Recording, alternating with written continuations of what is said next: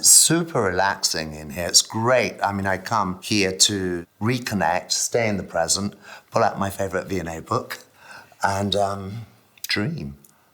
I love to surround myself with objects, for they inspire not just the energy they bring with them, but my relationship to them, where I found them, the excitement of the unknown, that one key in a door that opens the door and opens another door and another door, the hunt, if you like. They create a dialogue and they stir emotions. And when those emotions are stirred, I'm able to create.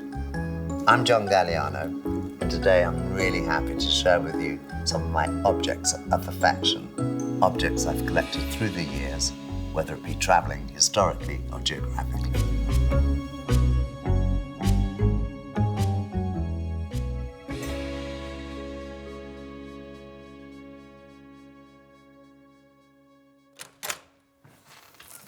Come on, Jits. Hello. Here we are in a room that used to be a monastery, which is where the monks lived in the 1700s. And I would like to share with you this collage that I produced. I was very lucky to meet a fabulous lady called Madame Chirac. That's Gypsy, she has a cold, excuse us. She was running the museum in Auvergne, Museum of Aubusson. And I was fascinated with the tapestries. And it was there that I was introduced to these pieces of art, really, called cartoons. And cartoons are the first expression, if you like, that the artist would make in gouache paints. Sometimes you'll find borders or panoramics, landscapes, and I've kind of cut them up and put them together to create this collage. And I love the idea, the trompe-l'oeil effect, if you like, of the real trees swaying and refracting in their light, and then this image in front of it. I was playing with the idea of outside in and the inside out. And it works, It's super relaxing in here. It's great. I mean, I come here to reconnect, stay in the present, pull out my favorite V&A book, and dream. I would love to introduce you to my favorite house guest. She's in a really good mood today, so we're all super happy because yesterday her favorite hat was sent to Paris and it was biked over this morning, so she's super thrilled. And I'd love to introduce you to Auntie. Auntie is an artist model. Auntie is 110 years old. My sternest critic. She does all the fittings with me. I found her in Montmartre. And I kind of like to imagine that maybe she was struck a pose and inspired some of those younger artists who would have frequented that area. So this is Auntie.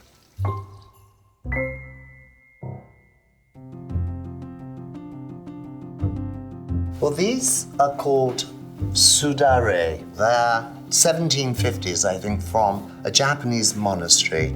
The best fun was choosing the accessories. Some of them are even trimmed with gold lame ribbons from Coco Chanel. I was very lucky to meet a fabulous lady called Lilou Marcon, and she invited me to have tea with her. At that first tea, the most wonderful thing happened. I don't know if something fell out of her pocket or it was already on the floor. I really can't remember. And she picked it up and it was like a little cochon, a little pig, and she offered it to me. And while offering it to me, she informed me that it had been given to her by Coco.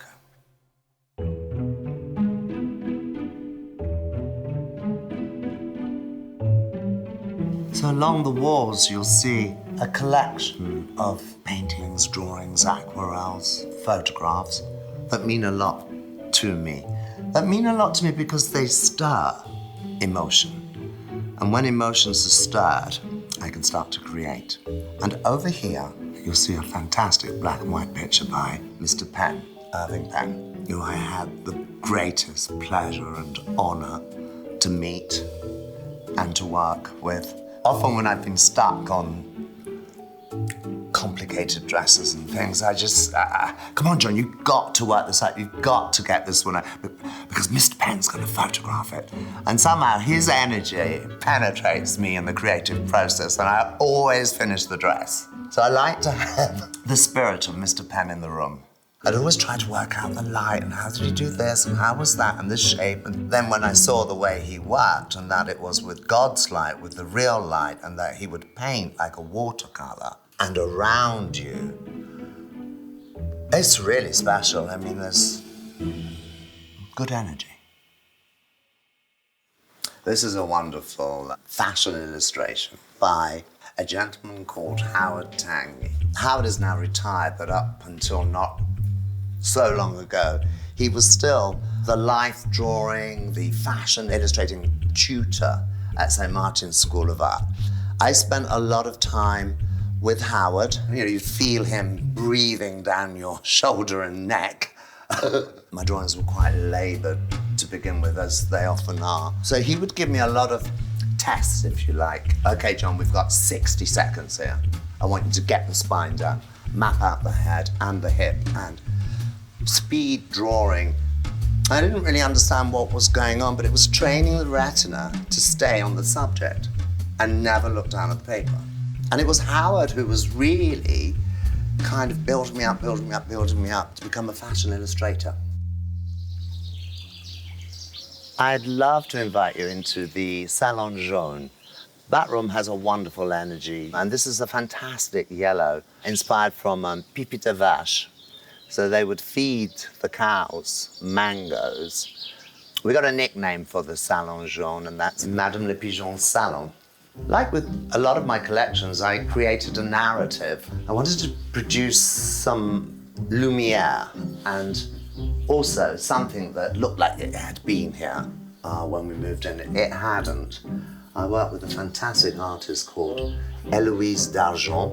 I told her my fantasy, if you like, and obsession with the 1700s and the idea to create this artwork. She had to find a place that would be able to cook these tiles. We had to find an oven that would take on the number of tiles required so that it would all match. It was quite a number to produce, but I think you'll agree, it looks like it's been here forever. That gives me great, great joy to contemplate and lose myself in the story. The young boy watering his potager and offering flowers to the lady of the manor. I would love to introduce you to one of my favorite images ever. It's an image by Brassai, and it's of Madame Le Bijou. Madame Le Bijou has inspired many a collection. I still lose myself in this image. The volume of the coat, the hat, the voile, the jewels, the fallen stockings, the tap dancing shoes. I mean, it's just an endless dialogue with Madame Le Bijou. She's amazing.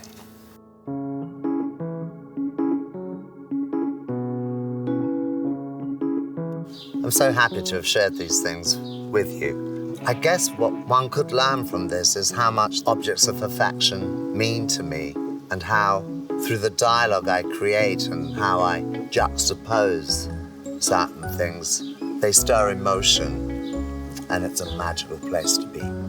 Thank you.